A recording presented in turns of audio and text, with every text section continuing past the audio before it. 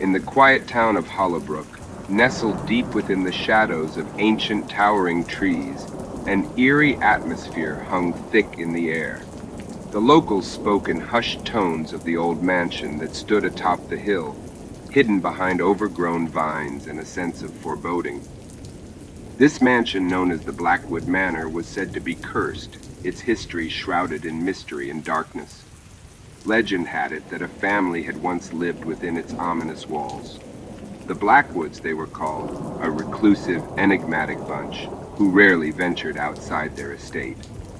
Whispers of strange occurrences echoed through the town. People spoke of eerie lights flickering in the windows during moonless nights and chilling cries that carried on the wind. Yet nobody dared to investigate further, lest they incur the wrath of the cursed Blackwood Manor. One stormy evening, as the rain poured down like tears from the heavens, a traveler by the name of Samuel found himself stranded in Hollowbrook. Seeking refuge, he knocked on the ancient wooden doors of the Blackwood Manor.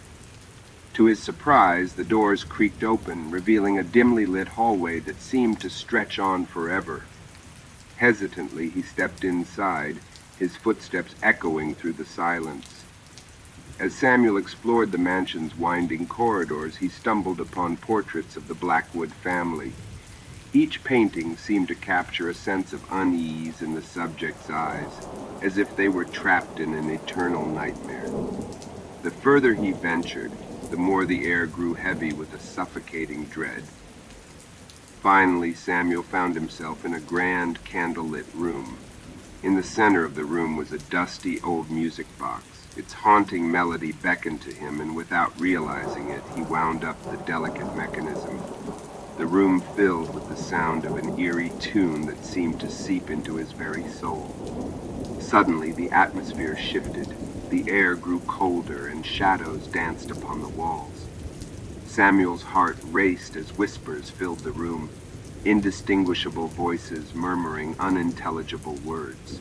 Panic surged through him, and he turned to flee, but the door slammed shut with a resounding thud. He was trapped.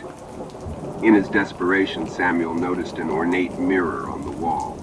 Its surface rippled like water, revealing a distorted reflection. As he stared into it, his breath caught in his throat.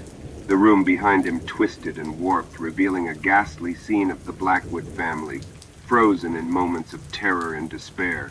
Then the mirror shattered and the world went black. When Samuel awoke, he found himself lying on the cold ground outside the mansion. Confusion and relief flooded over him as he realized he had escaped the cursed mansion's clutches. But something was different. He glanced down at his own hands and froze in horror. They were not his hands. They were the twisted, gnarled hands of an old man. As he stumbled back into town, he realized that time had played a cruel trick on him. The curse of the Blackwood Manor had warped his very being, trapping him within the body of the mansion's long-deceased owner. He had become a prisoner of the very curse he had sought to escape. And so the legend of the Blackwood Manor continued. A story whispered in hushed tones, a chilling reminder that the boundaries between the living and the dead were not always as clear as they seemed.